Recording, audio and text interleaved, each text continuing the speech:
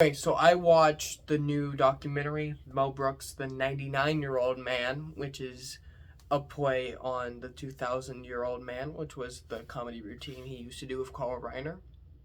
Um, it's a new documentary on Mel Brooks. I hope I don't have to explain who Mel Brooks is to you. I honestly really hope, but I think do have like a really not a really young. I got an audience of like people from their 40s to their 20s, and like I'm young in my teens. Actually, no, that's not my audience is like people from their 40s to 13. So like, and I'm in my teens, and I'm in high school for there. Like so I might have to explain who he is. Uh, Mel Brooks is a living legend. And he is still living, 99, which is super impressive. Uh, he is the director of several of my favorite movies of all time. He's a comedy director. He's directed some of my favorite movies. He is the director of The Producers, which the movie with Gene Wilder I like, but I admit that the Broadway musical was actually better than the movie. So, but yeah, like The Producers is one of my favorite musicals. 12 Chairs, which I actually haven't seen, and they kind of gloss over in this documentary a little bit. Patton Oswalt talks about it for a few seconds, and then they stop. Like they just, it's completely glossed over. Nobody really remembers that one. And then two movies that would definitely make my top 15. I've been thinking about my top 15 a little bit because I want to do like a top 15 favorite movies. I might not. I probably won't. I probably won't. I'm not good at doing like rankings and stuff. Like the top 25 Christmas movies I did. Like I don't agree with any of my takes there. It was a really bad video. Don't watch that video. So like I don't want to do that again. But anyway, two of my favorite movies in 1974. I did Young Frankenstein, which is just endlessly quotable, like the inspiration for all of modern comedy to a degree. Gene Wilder giving a performance in a comedy that like rivals like the greatest performances in dramas, like and serious films, like so good. And Blazing Saddles, which is just this great satire of like racism and in the South, and not even in the, it's not in the South, it's in the West, just in like real rural areas, like it in that time, the time the movie takes place, not when it came out, just this amazing satire of all that. Use the N word like quite a bit, which is honestly very funny. Could never make that movie today. Everybody would freak out. Like I was talking to a friend who's never even seen that movie, just saw clips out of it online. I was talking to him, I'm like, yeah, Blazing Saddles is one of my favorite movies. He's like, is that movie kind of racist? I'm like, no, you don't get it. You don't get what it's trying to say. You're dumb. Oh, he's gonna see this video. Um, um, Silent Movie, which is super fun. High Anxiety, which is just an amazing satire of Hitchcock. History of the Road Part 1. I mean, the scene in History of the Road Part 1 that everybody talks about. It gets quite a bit of talk about here because it was so controversial. It's the freaking Spanish Inquisition musical number, which isn't even that crazy from the guy who previously gave us Springtime for Hitler. Uh, Spaceballs, which is like his big movie. That's like a franchise movie that everybody has seen, and it only gets bigger every year. And now there's the sequel being made that Josh Gad is writing and directing. I hope that's good. Spaceballs is honestly one of my least favorites, though. It's very Naked Gun and Airplane, and I like him doing his version of like a Naked Gun Airplane movie, and I think it's better than like Naked Gun and Airplane. But Naked Gun and Airplane aren't really my thing. I liked the new Naked Gun more than the old Naked Gun. So there you go on that. And I like Airplane more than Naked Gun. It's a little bit more my speed, but it's not really, my thing. Life Stinks, which is honestly, they talk about it in this documentary. Life Stinks was a very moral film for him to make. He looked around, saw what was happening with unhoused homeless people.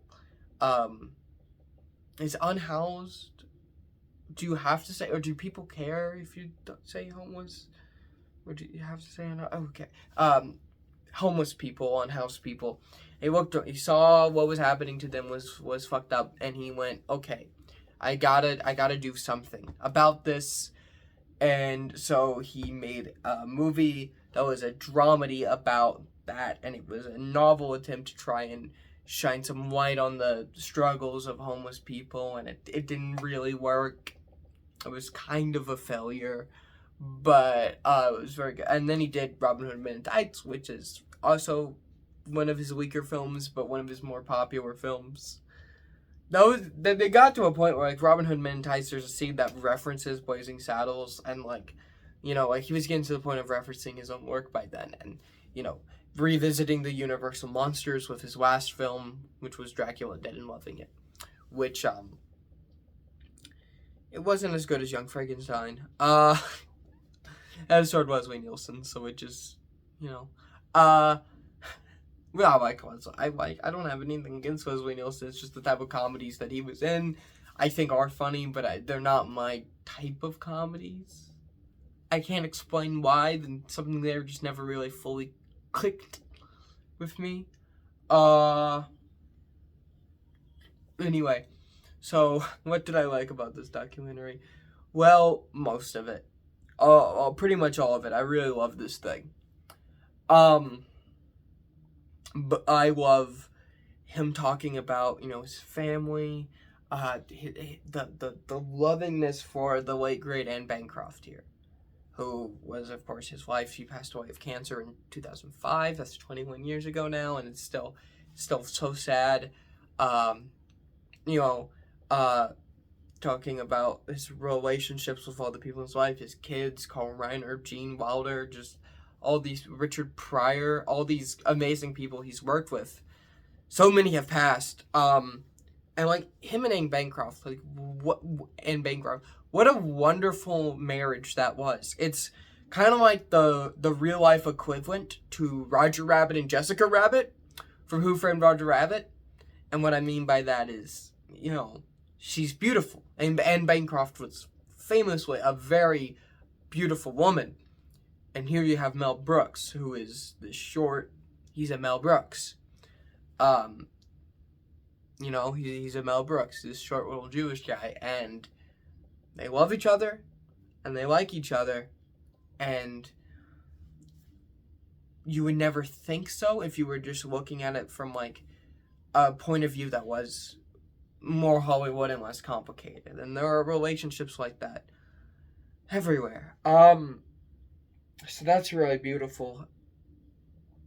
And like, you know, Mel was there when Carl Reiner died, which is really interesting, and it sucks that we lost Carl not that many years ago, and just now we lost Rob Reiner. Just, life stinks. See what I did there? But no, life does kind of stink sometimes. You know, ending this with showing the award he was given by Obama, just all this stuff, like, it's so meticulously done. This is just an amazing docuseries. I really recommend it.